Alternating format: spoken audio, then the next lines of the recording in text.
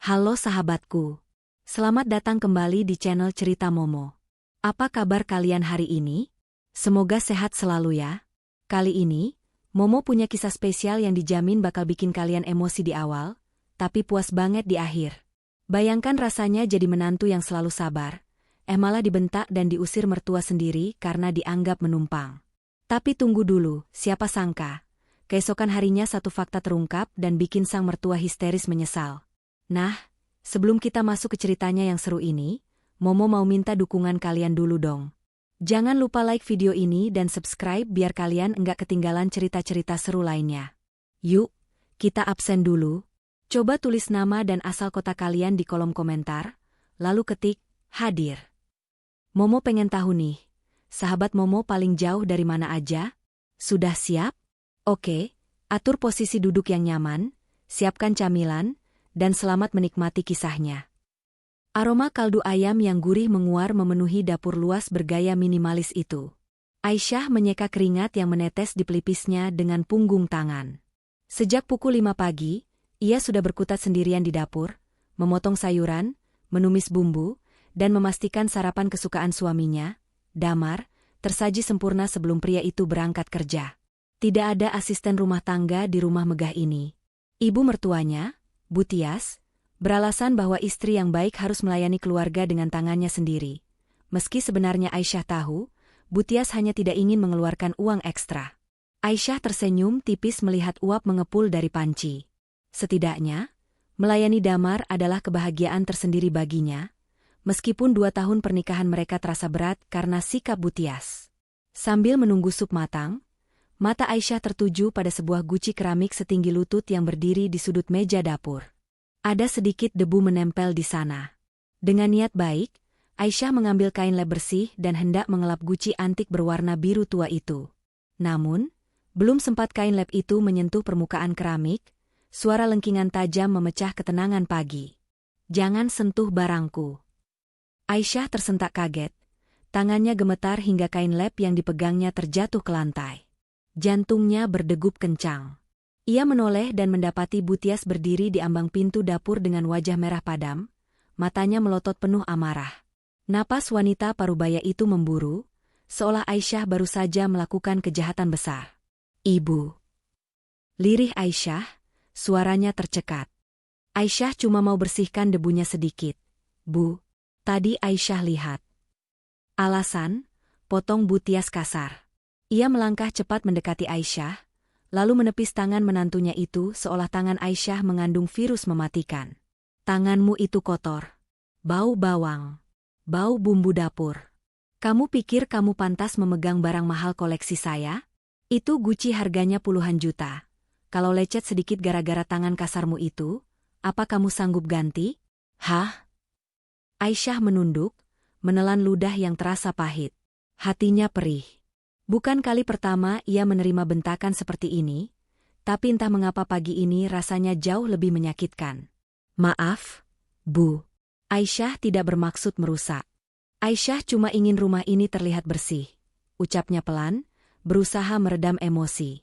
Bu Tias mendengus sinis, senyum mengejek terukir di bibirnya yang bergincu merah terang. "Bersih? Rumah ini sudah bersih sebelum kamu datang. Dengar ya, Aisyah. Kamu di sini itu cuma menumpang. Ingat statusmu. Kamu masuk ke keluarga ini tidak bawa apa-apa, cuma bawa badan. Rumah ini, perabot ini, semuanya milik anak saya, Damar. Jadi jangan pernah berani-berani merasa memiliki atau menyentuh aset berharga di rumah ini tanpa izin saya." Kata-kata itu menghujam dada Aisyah. Menumpang. Kata itu selalu diulang-ulang oleh Bu Tias setiap hari selama 2 tahun terakhir. Seolah-olah kehadiran Aisyah di sana hanyalah benalu yang mengganggu keindahan hidup mereka.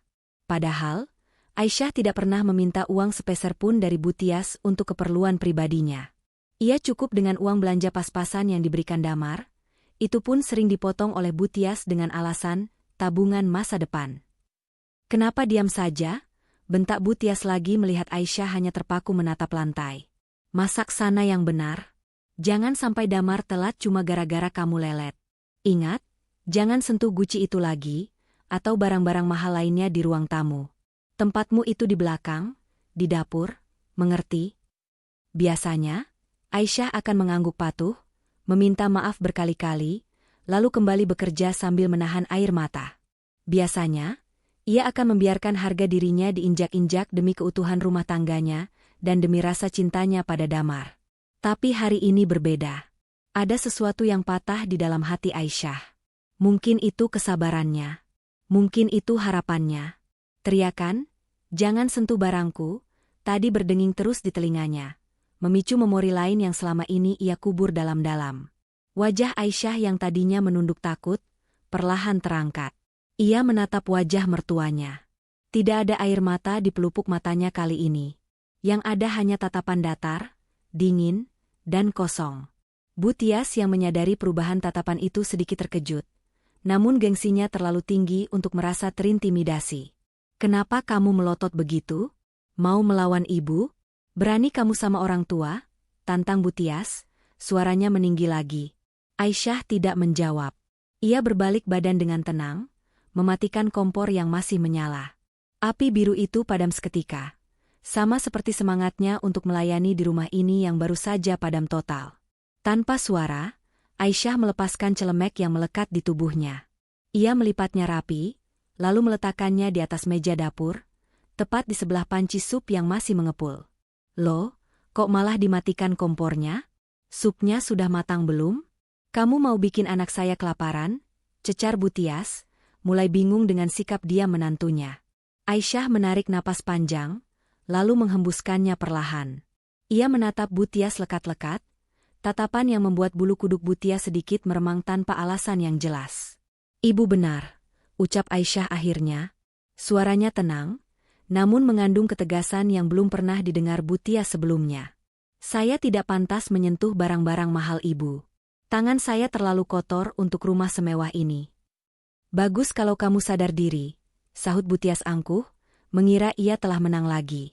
"Karena itu," lanjut Aisyah, mengabaikan celaan mertuanya, "mulai detik ini, saya tidak akan menyentuh apapun lagi di sini. Termasuk pekerjaan dapur ini." Aisyah melangkah melewati Bu Tias begitu saja, keluar dari dapur menuju kamarnya. Bu Tias ternganga, tidak percaya dengan apa yang baru saja didengarnya. Ia berteriak ke arah punggung Aisyah yang menjauh. "Hei, mau kemana kamu? Kerjaan belum selesai." "Aisyah, dasar menantu kurang ajar. Kembali ke dapur sekarang." Namun Aisyah terus berjalan. Langkah kakinya terdengar mantap menapaki lantai marmer yang dingin. Di kepalanya, keputusan itu sudah bulat. Ia sudah cukup bersabar. Jika keberadaannya dianggap kotoran yang hanya menumpang, maka sudah saatnya sang penumpang ini turun dari kendaraan yang tidak menghargainya. Bu Tias tidak tahu bahwa bentakannya pagi ini adalah kunci yang membuka kotak Pandora yang akan menghancurkan kesombongannya sendiri. Aisyah masuk ke dalam kamar tidur utama yang selama ini ia tempati bersama Damar. Ruangan itu luas, namun terasa sesak oleh aturan-aturan tak tertulis yang mengekang jiwanya. Ia berdiri di depan lemari pakaian, menatap deretan baju-baju sederhana yang sebagian besar dibelikan Damar dari pasar grosir. Tidak ada satupun barang bermerek di sana. Setidaknya itulah yang diketahui Damar dan ibunya. Tanpa ragu, Aisyah menutup kembali pintu lemari itu rapat-rapat. Ia tidak berniat membawa satu helai benang pun dari pakaian-pakaian itu. Ia berjalan menuju meja rias, mengambil tas tangan kulit berwarna hitam yang ia bawa saat pertama kali menginjakan kaki di rumah ini 2 tahun lalu. Tas itu terlihat biasa saja bagi mata awam, namun bahannya kokoh dan terawat. Aisyah hanya memasukkan dompet, ponsel, dan sebuah kartu akses tipis berwarna emas yang selama ini ia sembunyikan di balik lipatan baju dalam laci. Hanya itu. Tidak ada koper besar, tidak ada isak tangis dramatis saat mengemas barang. Aisyah pergi seringan saat ia datang, namun dengan hati yang jauh lebih berat oleh kekecewaan. Saat Aisyah melangkah keluar kamar, Bu Tias masih berdiri di ruang tengah dengan tangan bersedekap, wajahnya masih memancarkan aura permusuhan. Melihat menantunya menenteng tas, alis Bu Tias terangkat tinggi, sebuah senyum sinis tersungging di bibirnya. "Oh, jadi ini ceritanya mau minggat? Mau main drama kabur-kaburan supaya dikejar?" cibir Bu Tias dengan nada meremehkan yang kental. "Silakan saja kalau mau pergi. Pintu keluar ada di sana, lebar sekali. Tapi ingat ya, Aisyah. Kalau kamu melangkah keluar dari gerbang itu, jangan harap kamu bisa masuk lagi dengan mudah. Saya pastikan Damar tidak akan memanjakan sifat kekanak-kanakanmu itu. Aisyah menghentikan langkahnya sejenak, tepat di hadapan wanita yang seharusnya ia hormati sebagai pengganti ibunya sendiri. Ia menatap Butias, bukan dengan tatapan menantang, melainkan tatapan kasihan. Kasihan pada kesombongan yang menutupi mata hati wanita tua itu. Ibu tidak perlu khawatir, jawab Aisyah datar. Saya tidak akan meminta untuk kembali. Tanpa menunggu balasan, Aisyah melanjutkan langkahnya. Ia membuka pintu utama yang besar, menuruni anak tangga teras, dan berjalan menuju gerbang besi yang menjulang tinggi. Matahari pagi mulai terasa hangat menyengat kulit, namun dingin di hati Aisyah belum juga mencair. Ia membuka gerbang kecil di samping pagar utama, melangkah keluar, dan menutupnya kembali dengan bunyi klik pelan yang terdengar begitu final. Ia tidak menoleh ke belakang, bahkan untuk sekadar melihat rumah megah yang selama ini ia rawat dengan sepenuh hati. Di jalan raya, sebuah taksi yang kebetulan lewat langsung berhenti saat Aisyah melambaikan tangan. Ia masuk, dan mobil itu membawanya pergi menjauh dari neraka berbalut kemewahan itu. Sementara itu, di dalam rumah, Butias mendengus kasar. Dasar mental tempe. Paling nanti malam juga pulang sambil menangis minta maaf karena kelaparan. Mana punya dia uang untuk hidup di luar sana? Uang belanja dari Damar saja pas-pasan. Wanita itu kemudian melenggang santai menuju sofa, menyalakan televisi, sama sekali tidak merasa bersalah karena telah mengusir menantunya. Waktu berlalu hingga matahari berganti peran dengan bulan. Pukul 7 malam, suara deru mesin mobil Damar terdengar memasuki halaman. Pria itu melangkah masuk dengan wajah lelah. Dasinya sudah longgar, dan jasnya tersampir di lengan. Seharian ini pekerjaannya di kantor menumpuk, dan yang ia bayangkan hanyalah pijatan lembut Aisyah, segelas teh hangat, dan makan malam lezat yang sudah tersaji di meja. "Sayang, Mas pulang," seru Damar saat membuka pintu. Hening. Tidak ada sambutan hangat. Tidak ada aroma masakan. Rumah terasa sunyi dan sedikit berantakan.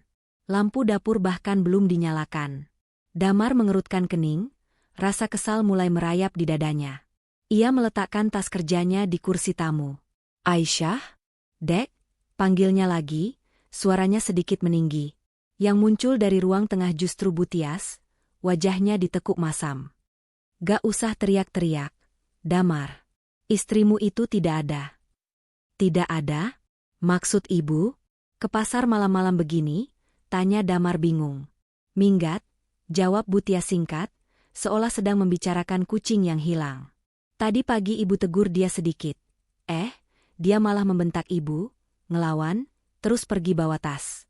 Katanya dia nggak mau lagi ngerjain pekerjaan rumah. Dasar istri durhaka, ditegur mertua demi kebaikan malah kabur." Damar terperangah. Rasa lelah bercampur dengan amarah seketika memuncak. Ia tidak menyangka Aisyah yang selama ini penurut bisa bertindak senekat itu. Apalagi ibunya sampai bilang Aisyah membentak. Bagi Damar, ibunya adalah segalanya, dan menyakiti hati ibunya adalah dosa besar. "Ibu serius? Aisyah berani bentak ibu?" tanya Damar tak percaya. "Loh, kamu pikir ibu bohong? Tadi pagi dia marah-marah cuma gara-gara ibu larang dia pegang guci keramik mahal di dapur. Ibu takut pecah kalau dipegang tangan dia yang licin kena minyak." Dia tersinggung. "Manja sekali istrimu itu, Damar.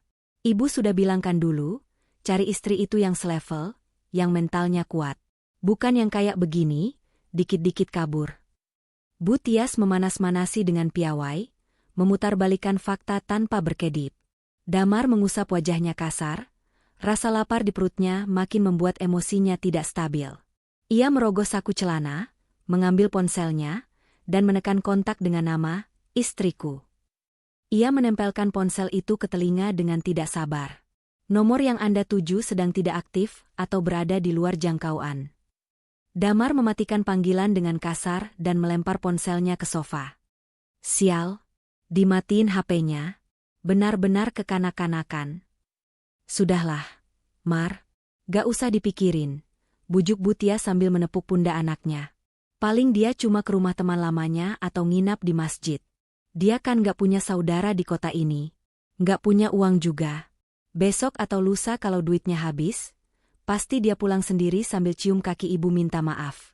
Biarin aja, biar dia tahu rasa susahnya hidup tanpa suami. Damar menghela napas panjang, mencoba meredakan amarahnya. Kata-kata ibunya masuk akal. Aisyah tidak punya siapa-siapa selain dirinya. Kemana lagi wanita itu akan pergi? Ibu benar, gumam Damar. Biarin aja dulu. Kalau aku jemput sekarang, nanti dia makin besar kepala. Biar dia belajar kalau hidup di luar sana itu nggak gampang. Maaf ya, Bu, gara-gara Aisyah, Ibu jadi nggak ada yang masakin hari ini. Gak apa-apa, Nak. Kita pesan makanan saja. Sekalian rayakan ketenangan di rumah ini tanpa muka cemberut istrimu itu, ujar Butias sambil tersenyum penuh kemenangan. Malam itu, Damar dan Butias makan malam dengan lahap dari pesanan layanan antar, tertawa-tawa menonton acara komedi di televisi, sama sekali tidak menyadari bahwa di tempat lain, di sebuah apartemen penthouse mewah di pusat kota, Aisyah sedang berdiri menatap gemerlap lampu kota dari balik dinding kaca, menggenggam segelas air mineral dengan tatapan tajam yang siap meruntuhkan dunia mereka. Kepergian Aisyah bukanlah akhir dari segalanya, melainkan awal dari kehancuran yang tak pernah mereka bayangkan. Sinar matahari pagi menerobos paksa melalui celah gorden yang tidak tertutup rapat, menampar wajah Damar hingga ia terbangun dengan kepala berdenyut nyeri. Ia mengerjapkan mata, tangannya meraba sisi tempat tidur di sebelahnya. Dingin dan kosong. Kebiasaan 2 tahun terakhir membuatnya secara otomatis berteriak kecil, memanggil nama istrinya untuk meminta segelas kopi panas yang biasanya sudah tersedia di nakas. Aisyah kopi, Dek. Hening. Tidak ada sahutan lembut, iya, Mas, yang biasa terdengar, tidak ada aroma kopi Arabica yang menggelitik hidung. Damar membuka matanya lebar-lebar, kesadaran perlahan menghantamnya. Benar, Aisyah pergi semalam. Damar mendengus kesal, menyibakkan selimut dengan kasar. Ia melirik jam dinding, pukul 7:15. Ia sudah terlambat. Dengan langkah gontai, Damar menuju lemari pakaian. Biasanya, setelan kemeja kerja, celana yang sudah disetrika licin, lengkap dengan dasi dan kaus kaki yang senada sudah tergantung rapi di pintu lemari, disiapkan Aisyah sejak malam sebelumnya. Namun pagi ini, ia disambut oleh tumpukan baju yang berantakan di dalam lemari. Damar mengacak-acak tumpukan itu dengan frustrasi, mencari kemeja biru favoritnya. Saat menemukannya, kemeja itu kusut parah, seolah baru saja ditarik dari mulut sapi. Sial, umpat Damar sambil membanting pintu lemari. Terpaksa ia memakai kemeja lain yang warnanya sedikit pudar dan tidak terlalu pas di badan. Tanpa sarapan, tanpa kopi, dan dengan penampilan yang jauh dari kata rapi, suasana hati Damar sudah hancur bahkan sebelum ia melangkah keluar kamar. Saat ia turun ke ruang tengah, pemandangan yang menyambutnya semakin membuat darahnya mendidih. Bekas kotak makanan cepat saji dari makan malam mereka semalam masih berserakan di atas meja tamu. Sisa tulang ayam dan remah-remah roti dikerubungi barisan semut hitam. Gelas-gelas kotor dengan sisa minuman manis yang lengket membuat meja kaca mahal itu terlihat menjijikan. Bau amis sisa makanan yang tidak langsung dibuang mulai menguar, bercampur dengan udara pengap karena jendela belum dibuka. Di tengah kekacauan itu, Butias duduk santai di sofa single. Kakinya diselonjorkan ke meja kecil, sibuk dengan ponsel di tangannya. Ia bahkan tidak menoleh saat Damar turun dengan langkah berat. "Bu," panggil Damar, nadanya menahan emosi. "Kenapa rumah jadi kapal pecah begini? Kenapa bekas makan semalam tidak dibuang?" Butias menurunkan ponselnya, menatap anaknya dengan wajah tanpa dosa. "Loh, kok tanya ibu? Ibu ini sudah tua, Damar. Pinggang ibu sakit kalau harus bungkuk-bungkuk bersihin sampah. Itu kan tugas istri kamu. Salah sendiri dia minggat, jadi nggak ada yang urus, kan? Tapi kan Aisyah nggak ada, Bu. Setidaknya ibu bisa minta tolong satpam kompleks atau siapa gitu buat buang sampah." "Risih lihatnya, Bu. Banyak semut," keluh Damar sambil memungut jas kerjanya yang tersampir di kursi makan. "Halah, manja kamu. Nanti juga ibu panggil tukang bersih-bersih harian." "Gampang itu, uang bisa atur segalanya," jawab Butias enteng. Ia kemudian mengubah posisi duduknya menjadi lebih tegak, wajahnya berbinar antusias, seolah tumpukan sampah di depannya tidak terlihat. Mar. Ibu punya ide bagus. Kebetulan sekali si Aisyah pergi. Damar yang sedang memasang sepatu dengan terburu-buru menoleh sekilas. Ide apa lagi, Bu? Aku lagi pusing nih telat ke kantor. Besok lusa, Ibu mau adakan arisan besar di rumah ini, seru Bu Tias dengan mata berbinar. Sudah lama teman-teman sosialita Ibu minta giliran di sini, tapi Ibu selalu nunda karena malas kalau ada Aisyah. Tahu sendiri kan? Penampilan istrimu itu, kampungan, suka ngerusak pemandangan kalau ada tamu-tamu elit Ibu. Nanti dia malah nyuguhin teh pakai gelas murah, atau pakai baju daster. Bikin malu. Damar menghentikan kegiatannya mengikat tali sepatu. Arisan? Apa nggak kecepetan? Bu, rumah lagi berantakan begini. Justru itu, potong Bu Tias cepat. Karena Aisyah nggak ada, Ibu jadi bebas. Ibu akan panggil cleaning service profesional, pesan catering mahal yang platingnya cantik, dan dekor rumah ini jadi mewah banget. Nggak akan ada sosok menantu yang kumel, yang mondar-mandir di dapur. Teman-teman Ibu pasti bakal kagum sama rumah mewah kita ini. Mereka harus tahu kalau Tias ini hidupnya sukses dan makmur di masa tua. Damar terdiam sejenak. Ia tahu betapa pentingnya pengakuan sosial bagi ibunya. Selama ini, ibunya memang sering mengeluh kalau teman-temannya datang, Aisyah dianggap kurang pantas bersanding dengan kemewahan rumah mereka. Ya terserah Ibu saja, jawab Damar akhirnya, pasrah. Yang penting Ibu senang. Pakai saja kartu kreditku kalau butuh dana talangan buat catering. Nah, itu baru anak berbakti, puji Bu Tias senang. Tenang saja, Mar. Pokoknya arisan kali ini bakal jadi pembuktian kalau kita ini keluarga terpandang. Baguslah si Aisyah pergi, dia itu pembawa aura suram. Tanpa dia, rumah ini pasti bakal lebih bersinar. Damar mengangguk lemah, lalu berpamitan. Aku berangkat dulu, Bu. Hati-hati, Nak. Kerja yang rajin biar bisa belikan Ibu berlian baru. Seru Bu Tias riang. Damar melangkah keluar rumah menuju garasi. Saat ia membuka pintu mobil, ia baru sadar bahwa mobilnya berdebu tebal. Biasanya Aisyah menyempatkan diri mengelap mobil itu setiap pagi sebelum Damar bangun.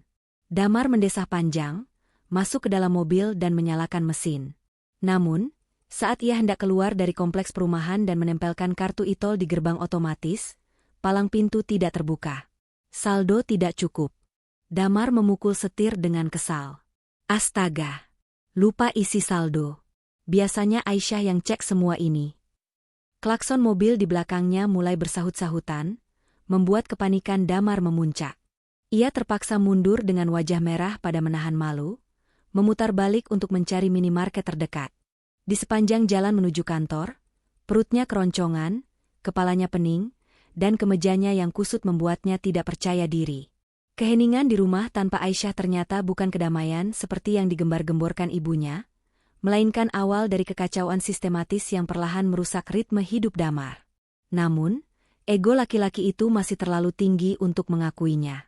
Dalam hatinya, ia masih meyakini kata-kata ibunya. Ini cuma masalah kecil. Aisyah pasti akan kembali. Sementara di rumah, Bu Tias dengan penuh semangat mulai menelepon teman-teman arisannya satu persatu, mengundang mereka ke istananya, tanpa menyadari bahwa istana itu berdiri di atas pondasi yang ia usir pemiliknya kemarin sore. Damar menatap layar komputernya dengan pandangan kabur. Rasa lapar membuat konsentrasinya buyar. Biasanya, di jam makan siang seperti ini, ia akan membuka kotak bekal yang disiapkan Aisyah. Nasi hangat, lauk pauk lengkap, dan potongan buah segar yang sudah dikupas rapi. Tapi hari ini, ia harus merogoh kocek cukup dalam untuk membeli makanan di kantin kantor yang rasanya hambar dan penuh penyedap rasa. Saat membuka dompet, ia baru menyadari lembaran uang tunainya menipis. Selama ini ia jarang mengambil uang di ATM karena segala kebutuhan kecilnya selalu, tiba-tiba ada, di dompet atau di saku celananya. Seolah Aisyah adalah peri yang diam-diam mengisi ulang keperluannya. Ponselnya berdering nyaring di atas meja, membuyarkan lamunannya. Nama, Ibu, berkedip di layar. Damar menghela napas berat, sudah bisa menebak ini bukan panggilan untuk menanyakan kabar. Halo, Bu? Damar, ini gimana sih? Wifi di rumah mati total. Suara Bu Tias melengking tajam, membuat Damar refleks menjauhkan ponsel dari telinganya. Ibu lagi seru-serunya nonton serial drama di tablet. Tiba-tiba loading terus. Paket data HP ibu juga habis.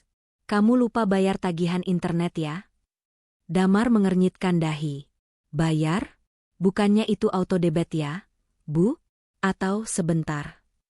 Damar mencoba mengingat-ingat.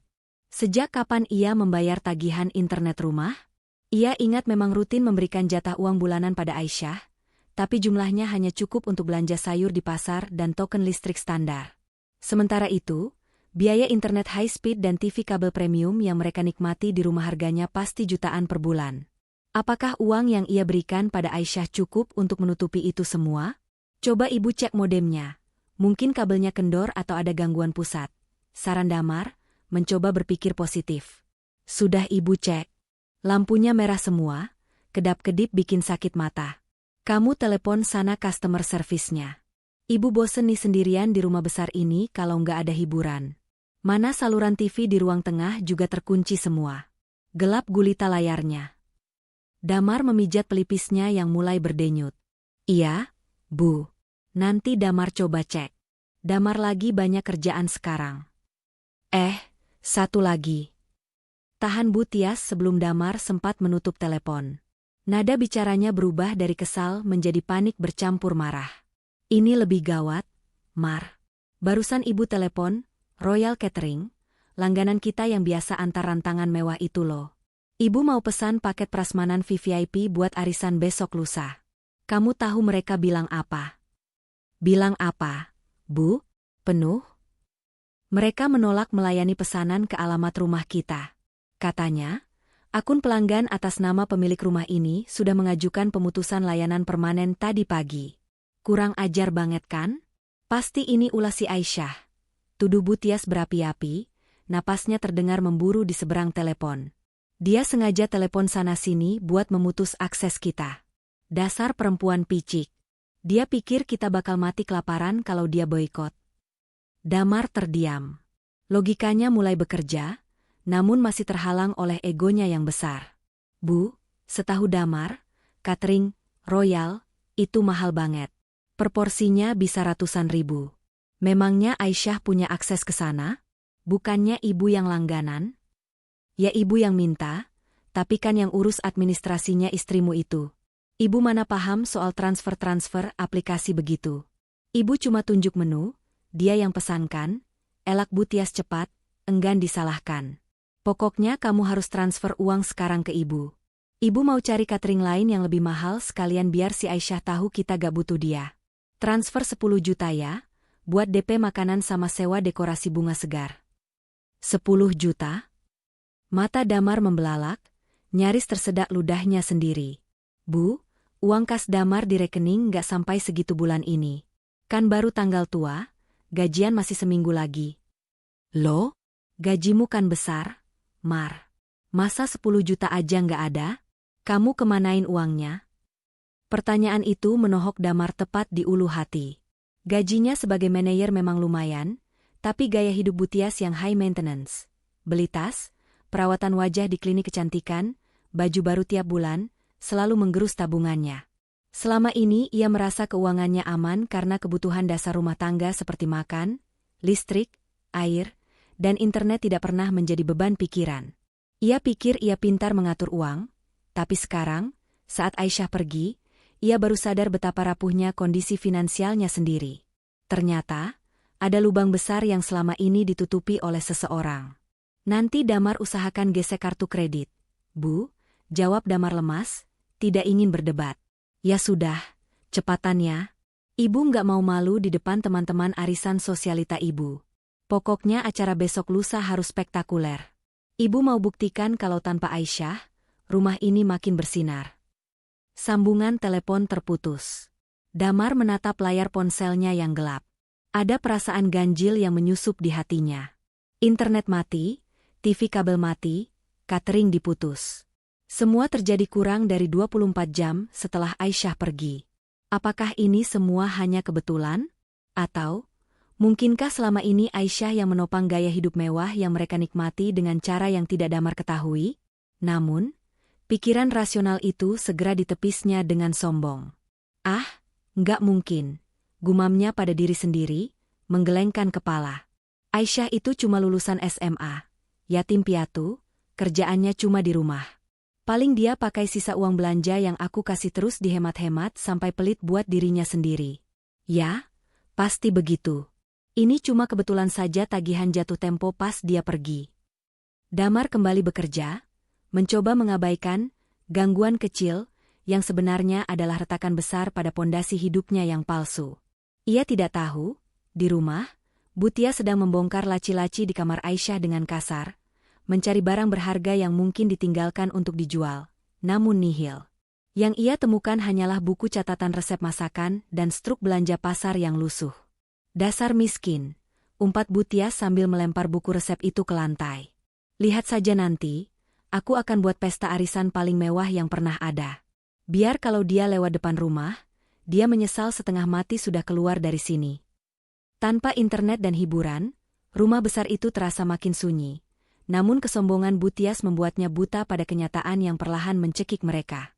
Keesokan harinya, matahari bersinar terik, seolah ikut memanaskan suasana di rumah mewah itu. Butias berdiri di teras depan dengan gaya baknyonya besar, berkacak pinggang sambil menunjuk-nunjuk ke arah dua orang petugas kebersihan sewaan yang sedang menyapu halaman. Karena Aisyah tidak ada, Butias terpaksa mengeluarkan uang simpanannya untuk menyewa jasa bersih-bersih harian. Baginya, menyapu halaman adalah pekerjaan rendahan yang tidak pantas menyentuh kulit halusnya. Itu di pojokan masih ada daun kering. Bersihkan yang benar dong. Saya bayar kalian mahal, jangan kerja setengah-setengah, omel Butias nyaring. Kedua petugas itu hanya mengangguk patuh meski wajah mereka tampak masam. Butias mendengus, mengibaskan kipas lipat di tangannya. Ia sudah membayangkan betapa megahnya acara arisan besok. Bunga-bunga segar sudah dipesan. Catering mahal sudah dibayar menggunakan kartu kredit Damar yang limitnya hampir jebol, dan ia sudah menyiapkan gaun terbaiknya. Di tengah lamunannya tentang pujian teman-temannya, sebuah mobil sedan hitam standar berhenti tepat di depan pagar rumah yang terbuka. Butias menyipitkan mata. Mobil itu bukan mobil mewah seperti milik teman-teman sosialitanya, tapi juga bukan mobil rongsokan. Seorang pria parubaya turun dari mobil itu. Ia mengenakan setelan jas rapi berwarna abu-abu tua, membawa sebuah map tebal di tangannya. Wajahnya tenang, namun matanya tajam mengamati sekeliling bangunan rumah. Butias langsung memasang wajah curiga. Pasti sales asuransi atau mau minta sumbangan, gumamnya sinis. Ia tidak beranjak dari posisinya di teras, membiarkan tamu itu berjalan mendekat. Pria itu, Pak Hadi, berhenti tepat di depan tangga teras dan mengangguk sopan. "Selamat siang, Bu." "Siang," jawab Butias ketus, tanpa membalas senyuman. "Mau cari siapa? Kalau mau nawarin barang, maaf ya, saya nggak tertarik. Barang-barang di rumah ini sudah branded semua, nggak butuh barang kreditan." Pak Hadi tersenyum tipis, sama sekali tidak tersinggung dengan nada angkuh lawan bicaranya. Ia membuka sedikit map yang dipegangnya. "Maaf, Bu. Saya bukan sales. Saya Hadi, perwakilan kuasa hukum dari pemilik properti ini. Saya datang untuk melakukan konfirmasi awal mengenai jadwal pengosongan aset." Alis Butias bertaut, keningnya berkerut dalam. Ia tertawa pendek, tawa yang terdengar meremehkan. "Pengosongan aset? Maksud kamu apa? Kamu mabuk ya siang bolong begini?" "Sesuai instruksi klien kami, rumah ini akan segera dialihfungsikan. Jadi kami perlu memastikan kapan penghuni saat ini bisa mulai mengemasi barang-barang pribadi agar proses serah terima berjalan lancar," jelas Pak Hadi dengan nada datar dan profesional, seolah sedang membicarakan cuaca. Wajah Butias memerah padam. Ia merasa harga dirinya baru saja diinjak. "Heh, Pak, jaga bicara kamu ya. Rumah ini milik anak saya, Damar. Sertifikatnya aman, belinya lunas, bukan nyicil. Siapa yang mau mengosongkan? Enak saja. Kamu pasti penipu kan? Modus baru mau nakut-nakutin orang kaya supaya bayar uang keamanan?" Butias melangkah maju, telunjuknya mengarah tepat ke wajah Pak Hadi. "Dengar ya, besok saya mau ada pesta besar di sini. Jangan coba-coba bikin keributan atau saya panggil satpam kompleks untuk seret kamu keluar." "Pengosongan?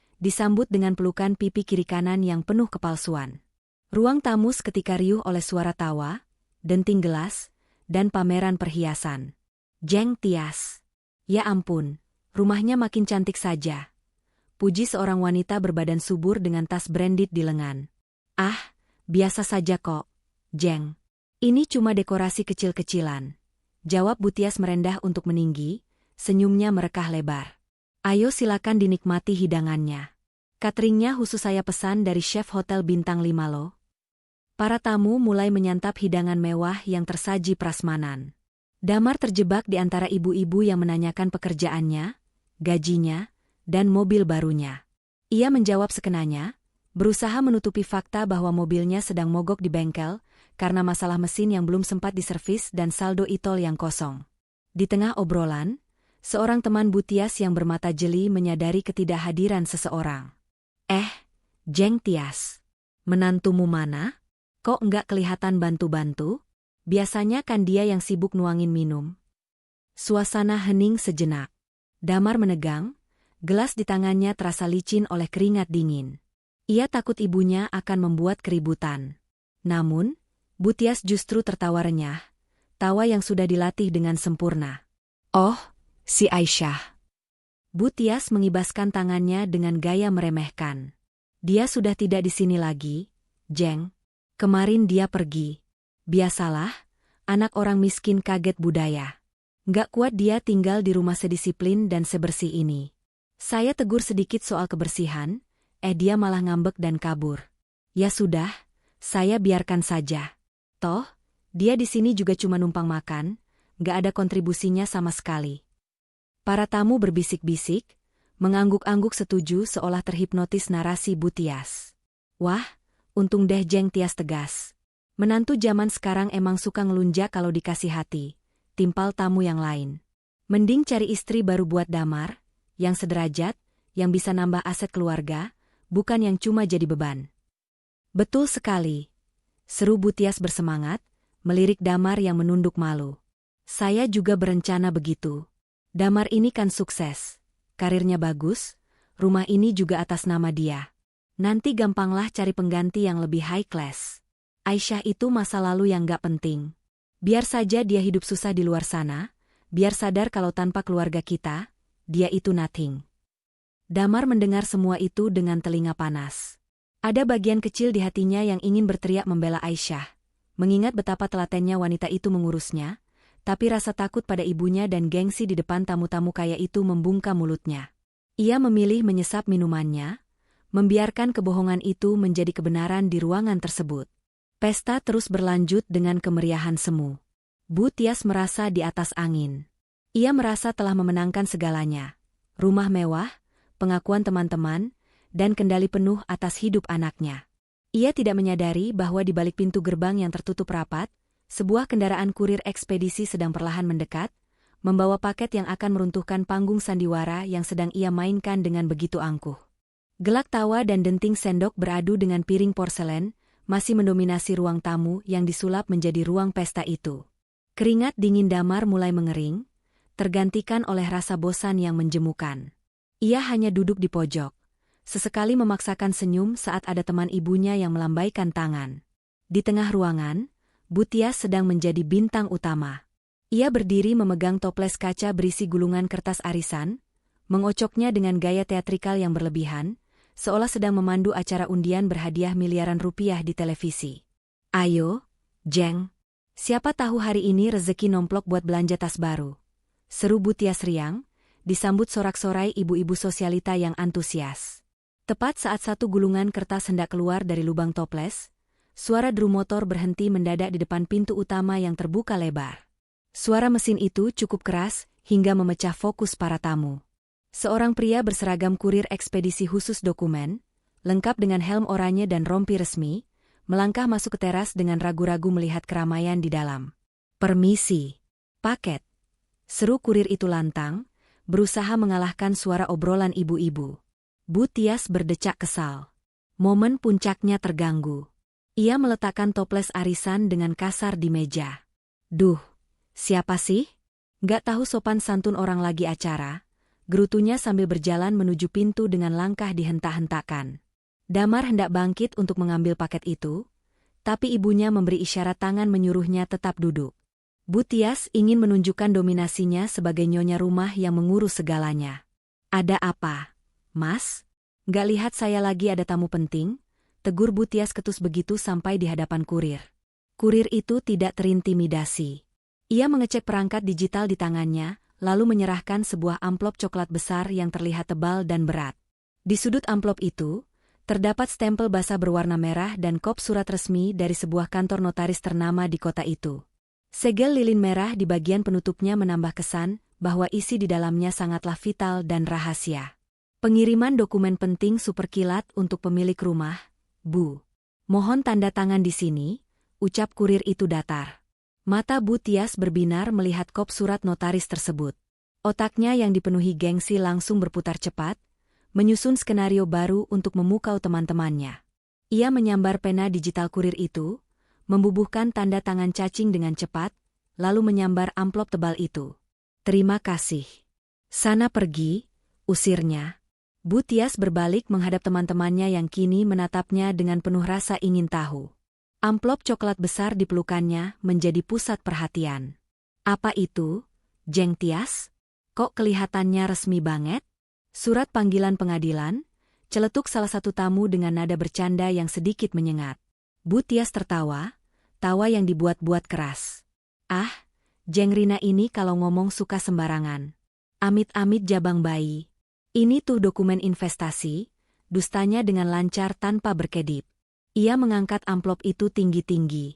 Kalian tahu kan, Damar anak saya ini hobi banget investasi properti. Kemarin dia bilang baru saja deal tanah luas di kawasan Puncak buat bikin villa pribadi keluarga. Nah, ini pasti sertifikat tanahnya baru dikirim notaris. Damar yang sedang minum nyaris menyemburkan air dari mulutnya. Matanya melotot horor menatap ibunya. Tanah di Puncak? Uang dari mana? Bayar tagihan kartu kredit saja ia pusing. Apalagi beli tanah. Jantung Damar berdegup kencang. Ia ingin berteriak membantah, tapi lidahnya keluh melihat tatapan kagum dari para tamu. Wah, hebat banget Damar. Puji teman-teman Bu Tias serempak. Buka dong, Jeng. Kita mau lihat sertifikat tanah orang kaya, kompor tamu yang lain. Iya, buka saja. Sekalian biar kita ketularan rezekinya. Bu Tias tersenyum lebar hingga matanya menyipit. Pujian itu bagaikan candu baginya. Ia merasa di atas angin, merasa menjadi wanita paling beruntung dan terpandang di lingkaran pertemanannya. Tanpa ragu, jemarinya yang lentik dengan kuku berhias kuteks merah, mulai merobek segel amplop itu. Oke. Karena kalian memaksa, ibu buka ya. Biar kalian lihat hasil kerja keras anak laki-laki kebanggaan ibu. Beda jauh sama menantu yang bisanya cuma habisin beras. Ucap Bu Tias bangga, melirik sinis ke arah foto pernikahan Damar dan Aisyah yang masih terpajang di dinding, seolah mengejek sosok Aisyah yang sudah tidak ada. Damar gelisah di kursinya. Firasatnya sangat buruk. Ia berdiri setengah badan, mengangkat tangan ragu-ragu. Bu, sebaiknya dibuka nanti saja kalau sepi. Itu kan dokumen rahasia? Halah, rahasia apa sih sama teman sendiri? Duduk kamu, Mar. Biar ibu yang pamerin kesuksesan kamu, potong Bu Tias tak sabar. Dengan gerakan dramatis, Bu Tias menarik keluar isi amplop itu. Bukan hanya satu lembar kertas, melainkan sebuah bundel dokumen tebal dengan sampul hijau tua berlambang Garuda emas. Itu adalah sertifikat hak milik, SHM, asli. Nah, lihat kan warnanya hijau royalti.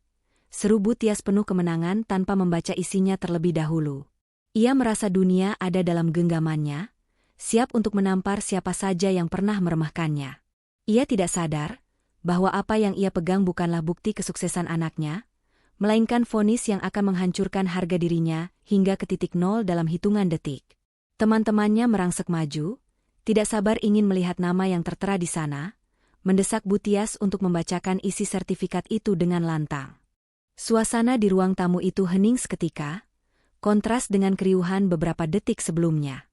Semua mata tertuju pada bibir Bu Tias yang dipulas lipstik merah menyala, menanti kalimat sombong apalagi yang akan meluncur darinya. Bu Tias memegang lembaran sertifikat itu dengan kedua tangan yang sedikit gemetar karena kegirangan. Ia merasa sorot lampu kristal di langit-langit, seolah menyorotnya sebagai pemenang kehidupan. Nah, dengar baik-baik ya, Jeng sekalian, ucap Bu Tias dengan dagu terangkat tinggi. Biar kalian tahu kalau anak saya itu bukan sembarang laki-laki. Ini bukti aset masa depan. Bu Tias mulai membaca baris pertama pada dokumen resmi itu. Namun, keningnya yang sudah disuntik botoks itu tiba-tiba berkerut dalam. Senyum lebarnya perlahan memudar, digantikan oleh ekspresi bingung. Loh, kok alamat objek tanahnya? Jalan Cendrawasih Mas nomor 8, gumamnya pelan, namun cukup terdengar oleh tamu yang duduk paling depan. Itu kan alamat rumah ini, Jeng Tias, celetuk salah satu teman arisannya. Jadi bukan di puncak. Bu Tias tertawa gugup, matanya bergerak liar membaca baris-baris berikutnya. Otaknya berusaha mencari pembenaran logis. Ah, iya, mungkin ini surat pelunasan. Ya, pasti itu. Damar pasti sudah melunasi sisa cicilan rumah ini diam-diam untuk kejutan ibu. Wah, hebat sekali anakku, rumah semewah ini sudah lunas total. Coba baca nama pemiliknya dong, Bu. Kita mau dengar nama Damar disebut. Desak tamu lain yang sudah tidak sabar. Dengan tangan yang kini mulai terasa dingin, Bu Tias menurunkan pandangannya ke kolom paling krusial di halaman depan sertifikat itu. Kolom yang bertuliskan, nama pemegang hak. Bu Tias membuka mulutnya untuk membaca nama, Damar Prasetyo, yang ia yakini ada di sana. Namun, suara yang keluar dari tenggorokannya justru tercekat. Matanya membelalak lebar, seolah bola matanya hendak melompat keluar dari rongganya. Huruf-huruf kapital yang tebal dan hitam di atas kertas putih itu menampar kesadarannya dengan brutal. Di sana, tidak ada nama Damar. Sama sekali tidak ada. Nama yang tertulis dengan tinta hitam legam itu adalah Aisyah Putri Wijaya. Dunia Bu Tias seakan berhenti berputar. Napasnya tertahan di dada. Ia mengerjapkan mata berkali-kali, berharap ini hanya halusinasi akibat kurang tidur atau efek kacamata minusnya yang salah ukuran. Ia membaca lagi. Huruf demi huruf. Aisyah. Tidak. Desisnya pelan, suaranya bergetar hebat.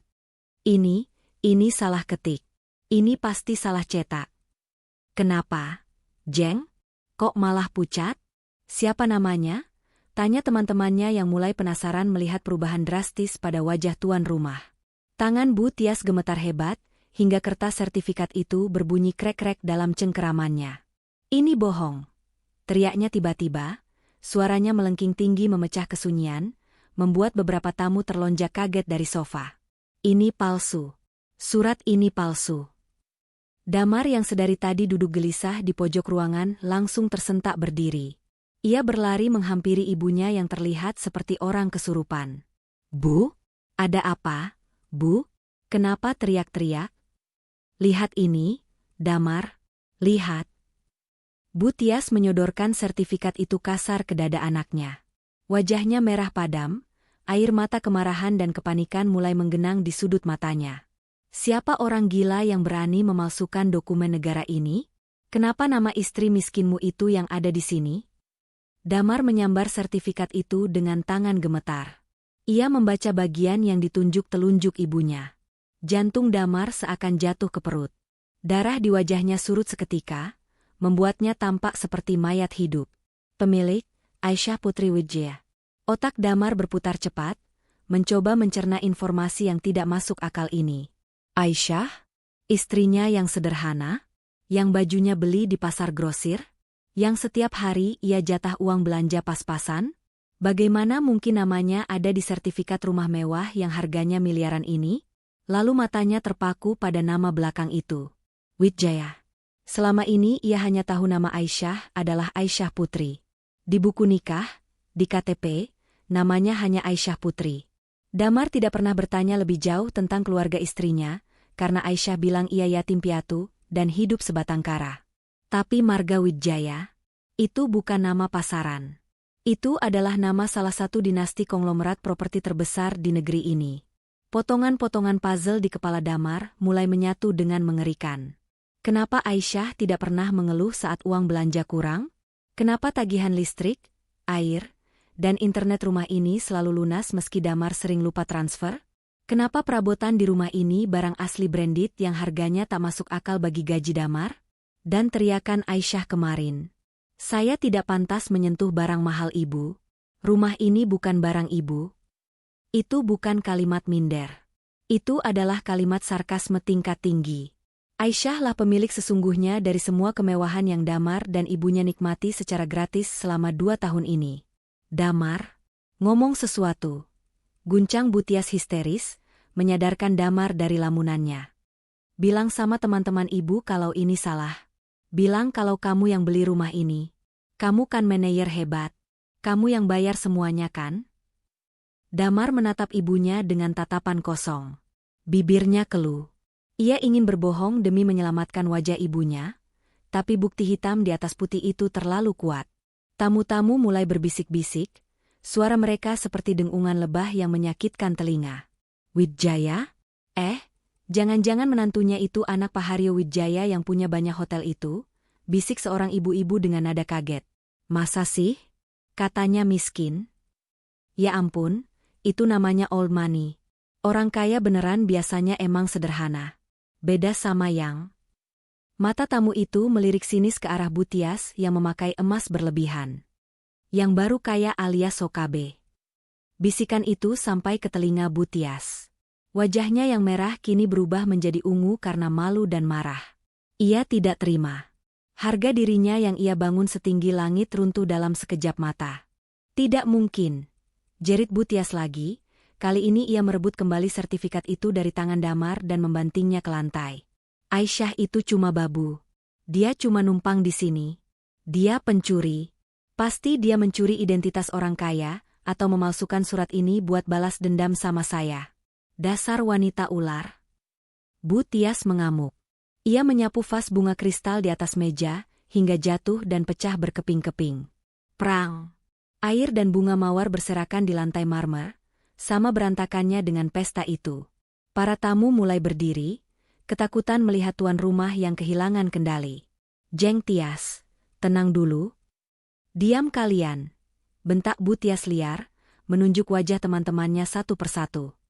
Kalian jangan percaya kertas sampah itu. Rumah ini punya anak saya. Punya Damar. Aisyah itu nggak punya apa-apa. Dia pergi dari sini cuma bawa baju di badan. Di tengah kekacauan itu, Damar justru mundur perlahan hingga punggungnya menabrak dinding. Kakinya lemas. Ia melorot duduk di lantai, menatap nanar pecahan vas bunga. Ia baru sadar, gangguan kecil yang ia alami 2 hari ini, e-tol habis, internet mati, catering ditolak, bukanlah kebetulan. Itu adalah cara halus Aisyah menarik kembali fasilitas yang ia berikan. Dan dokumen ini bukan sekadar pameran kepemilikan. Di bawah nama Aisyah, terdapat stempel merah lain yang baru terbaca oleh Damar sebelum kertas itu dibanting. Status, Dalros al-Del. Bu. Panggil Damar lirih, suaranya tenggelam di antara teriakan histeris ibunya. Rumah ini mau dijual Aisyah, Bu. Bu Tias tidak mendengar. Ia sibuk menangis meraung-raung, memaki nama Aisyah, sementara teman-teman sosialitanya satu persatu mulai mengambil tas mereka dan menyelinap pergi, enggan terlibat dalam drama keluarga yang memalukan ini. Pesta pamer yang diimpikan Bu Tias kini berubah menjadi panggung kehancuran bagi dirinya sendiri. Dan ini baru permulaan, karena sang pemilik asli belum menampakkan diri. Kekacauan di ruang tamu itu belum mereda. Pecahan vas bunga kristal masih berserakan di lantai, bercampur dengan air yang menggenang, membasahi ujung sepatu mahal para tamu yang terjebak dalam situasi canggung.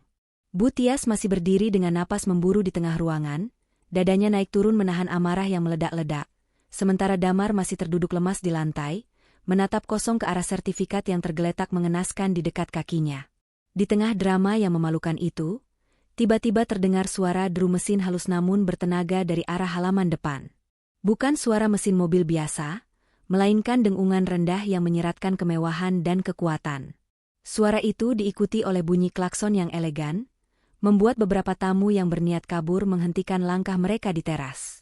Sebuah sedan limusin hitam mengkilap, jenis kendaraan yang biasanya hanya dilihat di acara kenegaraan atau film-film miliarder, perlahan memasuki pekarangan rumah, membelah kerumunan mobil-mobil tamu lain yang tampak kerdil di hadapannya. Badi mobil itu begitu licin dan bersih hingga bisa dijadikan cermin. Kaca jendelanya gelap pekat, menyembunyikan sosok yang ada di dalamnya, menciptakan misteri yang mencekam. Butias yang mendengar keributan di luar langsung menoleh. "Siapa lagi itu?" bentaknya garang. "Polisi? Wartawan? Siapa yang panggil mereka?" Tanpa menunggu jawaban, pintu mobil bagian depan terbuka. "Pak Hadi," pria berjas abu-abu yang kemarin diusir Butias, turun dengan tenang. Ia merapikan jasnya sejenak, lalu berjalan memutari mobil menuju pintu penumpang belakang. Dengan gerakan profesional dan penuh hormat, ia membukakan pintu tersebut lebar-lebar. Waktu seolah melambat. Semua mata, mulai dari tamu-tamu arisan yang penasaran, Damar yang masih syok, hingga Butias yang murka, tertuju pada pintu mobil yang terbuka itu. Sepasang kaki jenjang yang dibalut stiletto merah marun menapak anggun ke aspal paving block. Langkah itu disusul oleh keluarnya seorang wanita muda dengan penampilan yang membuat siapapun yang melihatnya menahan napas. Ia mengenakan setelan blazer putih gading dengan potongan tailor made yang memeluk tubuhnya dengan sempurna, memancarkan aura otoritas yang tak terbantahkan. Rambutnya yang biasa diikat asal-asalan kini tergerai indah, berkilau sehat tertimpa sinar matahari sore, ditata dengan gaya blow yang elegan. Sebuah kacamata hitam besar bertengger di hidungnya, menyembunyikan sorot matanya, namun tidak bisa menyembunyikan karisma yang menguar kuat dari dirinya. Wanita itu berdiri tegak, mengangkat dagunya sedikit, menatap bangunan rumah mewah di hadapannya seolah sedang menatap tumpukan mainan usang. Itu siapa?" bisik salah satu teman Butias, terpesona sekaligus takut. Damar, yang mengintip dari balik jendela ruang tamu, merasa jantungnya berhenti berdetak. Ia mengenali postur itu. Ia mengenali bentuk bibir itu. Meski dibalut kemewahan yang asing, ia tahu siapa wanita itu. "Aisyah," desis Damar, suaranya nyaris tak terdengar saking lemahnya. Aisyah melangkah maju. Langkahnya mantap, ketukan hak sepatunya di lantai teras terdengar berirama, tak, seolah menghitung mundur sisa waktu kejayaan Butias. Pak Hadi berjalan satu langkah di belakangnya, sigap seperti ajudan setia. Saat Aisyah melintasi ambang pintu utama dan masuk ke ruang tamu yang porak-poranda, keheningan total menyelimuti ruangan. Aura keberadaannya begitu kuat hingga Butias yang tadi berteriak-teriak kini terdiam kaku, matanya melotot tak percaya. Otaknya menolak memproses bahwa wanita sosialita di hadapannya ini adalah menantu yang biasa ia suruh mengepel lantai. Aisyah berhenti tepat di tengah ruangan, di antara pecahan beling dan genangan air. Ia perlahan melepaskan kacamata hitamnya, memperlihatkan sepasang mata tajam yang dingin, jauh lebih dingin dari es. Ia menyapu pandangannya ke sekeliling ruangan, menatap satu persatu wajah tamu yang dulu sering memandang rendah dirinya, lalu tatapannya terkunci pada Butias. "Selamat sore, Ibu," sapa Aisyah. Suaranya tenang, namun nadanya begitu rendah dan berwibawa, membuat bulu kuduk orang yang mendengarnya meremang. "Ramai sekali rumah saya hari ini. Sedang ada pesta perpisahan?" Kata, "rumah saya," diucapkan dengan penekanan yang halus namun menusuk. Butias tersentak, kesadarannya kembali pulih oleh rasa benci yang mendarah daging. Ia menunjuk wajah Aisyah dengan jari telunjuk yang gemetar. "Hai, kau?" teriak Butias, suaranya kembali melengking. "Dasar penipu. Maling. Berani-beraninya kamu datang ke sini dengan gaya selangit begitu. Kamu curi uang dari mana buat sewa mobil dan baju mahal itu? Hah? Ngaku." Aisyah tidak terkejut, tidak juga marah. Ia hanya tersenyum tipis, senyum yang penuh belas kasihan. "Mencuri? Untuk apa saya mencuri barang yang bisa saya beli satu pabriknya sekalian? Jangan sombong kamu." Butias maju selangkah, hendak menampar Aisyah seperti yang biasa ia lakukan dulu jika Aisyah membantah. Namun, belum sempat tangannya melayang, Pak Hadi dengan sigap menangkap pergelangan tangan Butias di udara. Cengkeraman Pak Hadi kuat dan tegas. "Harap jaga sikap Anda, Bu," peringat Pak Hadi dingin. "Menyentuh Nyonya Aisyah Wijaya berarti Anda berurusan dengan tim hukum kami. Pasal penganiayaan sudah siap kami laporkan." Butias meronta, melepaskan tangannya kasar. "Nyonya?" Wijaya? Hah, jangan mimpi. Dia itu cuma anak pungut entah dari mana. Damar, kasih tahu mereka siapa istrimu sebenarnya. Bu Tias menoleh ke arah Damar, mencari dukungan. Damar perlahan bangkit berdiri, kakinya goyah. Ia berjalan mendekati Aisyah, matanya berkaca-kaca menatap istrinya yang tampak asing itu. Dek, Aisyah, ini benar kamu? Apa arti semua ini? Sertifikat itu, nama Wijaya itu? Aisyah menatap Damar, tatapannya sedikit melembut namun tetap berjarak. Tidak ada lagi tatapan memuja yang dulu selalu ia berikan pada suaminya. Masih ingat 2 tahun lalu, Mas? Saat kamu melamar aku bilang aku ingin hidup sederhana. Aku ingin dicintai apa adanya, bukan karena harta orang tuaku. Aku menyembunyikan identitasku sebagai pewaris tunggal grup Wijaya, hanya untuk mencari ketulusan. Aisyah menghela napas, kecewa. Rumah ini, aku yang membelinya tunai seminggu sebelum kita menikah. Aku memberikannya sebagai tempat tinggal kita, berharap kita bisa membangun surga di sini. Aku membiarkan Mas Damar dan Ibu mengira ini hasil kerja keras Mas Damar, supaya harga diri Mas sebagai suami tetap terjaga. Semua tagihan, pajak, perabotan manajemen keuanganku yang membayarnya otomatis setiap bulan. Rahang Damar jatuh. Fakta itu menghantamnya telak. Jadi selama ini, kesuksesan yang ia banggakan, kenyamanan yang ia nikmati, semuanya adalah pemberian istrinya yang ia sia-siakan? Tapi apa yang aku dapat? Lanjut Aisyah, suaranya mulai terdengar getir. Ia menoleh kembali ke Bu Tias. Hinaan, cacian, dianggap benalu, dianggap menumpang. Dan puncaknya kemarin pagi. Aisyah melangkah pelan mendekati meja konsol tempat guci keramik biru tua itu berada. Bu Tias menahan napas melihatnya. Aisyah mengulurkan tangannya yang lentik dan terawat, menyentuh bibir guci itu dengan lembut. Ibu bilang, jangan sentuh barangku. Ibu bilang tangan saya kotor, ucap Aisyah sambil menatap lekat mata mertuanya. Ternyata ibu benar. Tangan saya memang tidak pantas menyentuh barang ini. Prang. Dengan satu gerakan santai, Aisyah mendorong guci mahal itu hingga jatuh ke lantai dan hancur berkeping-keping. Semua orang menjerit kaget. Bu Tias memekik histeris, guciku. Itu bukan guci ibu, potong Aisyah tajam. Itu guci saya. Saya yang membelinya di pelelangan 3 tahun lalu. Dan karena ini barang saya, terserah saya mau saya apakan. Mau saya pecahkan, mau saya buang, atau mau saya jual rumahnya sekalian. Aisyah berbalik menghadap Bu Tias yang kini wajahnya pucat pasi, seperti mayat hidup. Keringat dingin membasahi dahi wanita paruh baya itu. Kesombongannya runtuh total, berganti dengan ketakutan yang amat sangat. Ia baru sadar siapa lawan yang sedang ia hadapi. Bukan tikus kecil, tapi singa yang sedang terbangun dari tidurnya. Jadi, Bu? Aisyah melipat kedua tangannya di dada, postur tubuhnya menjulang dominan. Sekarang saya kembalikan ucapan ibu. Jangan sentuh barang saya lagi.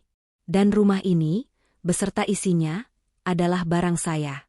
Artinya, Aisyah memberi isyarat mata pada Pak Hadi.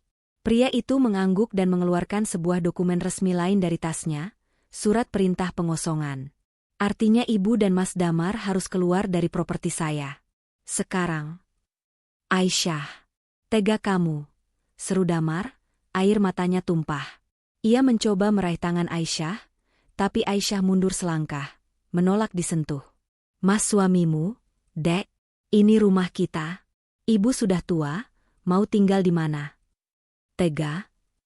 Aisyah tertawa miris. Di mana hati nurani kalian saat mengusir aku kemarin hanya karena aku ingin membersihkan debu? Di mana Mas Damar saat ibumu menghinaku di depan teman-temannya setiap hari? Maaf, Mas. Kesempatan itu sudah habis. Tabunganku berupa kesabaran sudah kalian kuras sampai minus. Aisyah menatap para tamu undangan yang masih terpaku di tempat. Ibu-ibu sekalian, mohon maaf pestanya bubar. Tuan rumah yang asli ingin istirahat. Silakan tinggalkan tempat ini sebelum security saya yang mengantar kalian keluar. Para tamu sosialita itu tidak perlu disuruh 2 kali. Dengan wajah menunduk malu dan ketakutan, mereka bergegas mengambil tas masing-masing dan berlarian keluar, meninggalkan Butias yang kini sendirian, tanpa teman, tanpa gengsi, dan sebentar lagi tanpa atap. Kehancuran pesta itu menjadi simbol runtuhnya kehidupan palsu yang selama ini dibanggakan Butias. Aisyah berdiri tegak di tengah puing-puing itu, ratu yang kembali bertahta di istananya sendiri, namun dengan hati yang telah membeku. Langit senja mulai menyemburat jingga di ufuk barat, membiaskan cahaya kemerahan yang dramatis ke dalam ruang tamu yang kini sunyi senyap. Tamu-tamu arisan telah lari tunggang langgang bak tikus yang menyadari kapal akan karam, meninggalkan sisa-sisa pesta yang berantakan. Kini, di ruangan luas itu hanya tersisa 4 orang. Aisyah yang berdiri tegak bak Dewi Penghukum, Pak Hadi yang setia di belakangnya, serta Damar dan Butias yang terlihat kerdil dimakan penyesalan. Butias, wanita yang beberapa menit lalu masih membusungkan dada dengan sombong, kini tubuhnya merosot ke lantai. Kakinya lemas tak bertulang. Ia menatap pecahan guci keramik di depannya, lalu beralih menatap wajah Aisyah. Tatapan angkuhnya lenyap, berganti dengan tatapan memelas yang menyedihkan. Aisyah. Nah? Suara Butias terdengar parau, air mata mulai melunturkan maskara tebalnya, menciptakan jejak hitam di pipinya yang keriput. Ibu. Ibu minta maaf. Ibu hilaf. Ibu cuma bercanda kemarin. Masak sama menantu sendiri marah sungguhan? Jangan begini, nak. Kita kan keluarga. Aisyah tertawa kecil, tawa yang kering dan hampa. Keluarga? Menarik sekali definisi keluarga menurut ibu. Apakah keluarga itu orang yang menyebut menantunya tangan kotor? Apakah keluarga itu orang yang menjadikan menantunya pembantu gratisan selama 2 tahun? Aisyah melangkah pelan mendekati Butias, membuat wanita tua itu mengingsut mundur ketakutan. Saat saya menyamar jadi orang biasa, ibu injak-injak harga diri saya.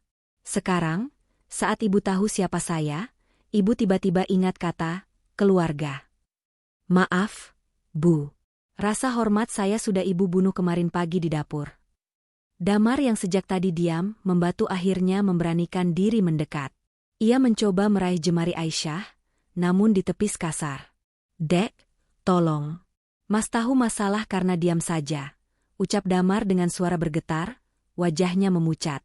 Tapi jangan hukum Mas seperti ini. Mas cinta sama kamu, Dek, bukan karena hartamu. Sumpah. Kita mulai lagi dari nol ya. Mas janji bakal tegas sama ibu. Mas janji bakal belain kamu. Aisyah menatap suaminya, atau lebih tepatnya, calon mantan suaminya, dengan tatapan iba. Mas cinta aku? Kalau Mas cinta, Mas tidak akan membiarkan ibumu menghinaku setiap hari selama 700 hari pernikahan kita, Mas. Mas itu imam, pemimpin. Tapi di rumah ini, Mas cuma boneka yang takut kehilangan kenyamanan. Aisyah menoleh pada Pak Hadi. Pak Hadi, berikan dokumen terakhirnya. Pak Hadi membuka tas kerjanya dan mengeluarkan sebuah map merah muda. Ia menyodorkannya pada Damar. Tangan Damar gemetar hebat saat menerima map itu. Di sampul depannya tertulis jelas, gugatan cerai. Tanda tangani itu, perintah Aisyah dingin. Pengacara saya akan mengurus sisanya. Saya tidak menuntut harta gonogini, karena toh kalian tidak punya harta apa-apa. Semua aset di rumah ini atas nama saya atau perusahaan keluarga saya. Kalian masuk ke sini dengan tangan kosong, maka kalian keluar pun dengan tangan kosong. Cerai. Damar ambruk. Kakinya tak kuat lagi menopang tubuh. Dunia Damar runtuh seketika. Kehilangan istri yang tulus, kehilangan rumah mewah, dan kini kehilangan status sosial. Ia akan kembali menjadi Damar yang dulu, yang mengontrak di petakan sempit dengan gaji pas-pasan yang habis untuk gaya hidup ibunya. Waktu kalian 1 jam, ucap Aisyah tegas sambil melirik jam tangan mewahnya. Pak Hadi dan tim keamanan akan mengawasi kalian mengemas barang. Ingat, hanya barang pribadi. Baju, celana, dokumen pribadi. Jangan coba-coba membawa satupun aset rumah ini. TV, kulkas, sofa, bahkan sendok garpu, itu semua inventaris saya. 1 jam, pekik Butias histeris. Tapi barang ibu banyak. Tas-tas ibu, sepatu ibu. Tas KW yang ibu beli pakai uang belanja itu silakan dibawa, potong Aisyah tajam. Tapi perhiasan berlian yang ibu pakai sekarang? Itu saya tahu Mas Damar membelinya pakai kartu kredit tambahan yang tagihannya lari ke rekening saya. Jadi, lepaskan. Itu milik saya. Bu Tias meraung, mendekap kalung di lehernya seolah itu nyawanya. Tapi tatapan tajam Pak Hadi dan dua orang sekuriti berbadan tegap yang baru saja masuk ruangan membuatnya tak berkutik. Dengan terisak-isak menahan malu, Bu Tias melepaskan satu persatu kemewahan yang menempel di tubuhnya. Gelang, kalung, cincin. Semuanya diletakkan di atas meja kaca. 1 jam kemudian, langit sudah gelap sempurna. Pintu gerbang rumah mewah itu terbuka lebar. 2 sosok manusia berjalan gontai keluar dari halaman, masing-masing menyeret koper plastik besar yang terlihat penuh sesak. Bu Tias berjalan tertatih-tatih, rambutnya acak-acakan, wajahnya sembab. Ia tidak lagi terlihat seperti nyonya besar. Ia tampak tua, lelah, dan kalah. Damar berjalan di sampingnya dengan kepala tertunduk dalam, memikul beban penyesalan yang akan menghantuinya seumur hidup. Di belakang mereka, lampu-lampu taman rumah mewah itu tiba-tiba padam satu persatu, menyisakan kegelapan yang dramatis. Sebuah mobil sedan limusin hitam meluncur pelan melewati mereka. Kaca jendela belakang perlahan turun separuh. Aisyah duduk di sana, wajahnya diterangi cahaya lampu jalan. Ia tidak menoleh untuk mengejek. Ia hanya menatap lurus ke depan dengan pandangan lega. Beban 2 tahun itu telah terangkat. Selamat tinggal, Mas Damar, Bu Tias, bisik Aisyah pelan, lebih kepada dirinya sendiri. Semoga kalian belajar bahwa manusia tidak dinilai dari apa yang mereka pakai, tapi dari bagaimana mereka memperlakukan orang lain. Kaca jendela kembali naik, menutup rapat. Mobil mewah itu menderu halus, melesat menembus malam, meninggalkan Damar dan Bu Tias yang berdiri termangu di pinggir jalan yang sepi. Angin malam berhembus dingin menusuk tulang. Kita mau tidur di mana malam ini, Mar? Tanya Bu Tias lirih, suaranya bergetar menahan tangis. Damar menatap ibunya dengan tatapan kosong, lalu menatap rumah megah yang kini tertutup rapat untuk selamanya bagi mereka. Di mana saja, Bu? Asal bukan di sini. Kita sudah membuang berlian demi memungut batu kerikil.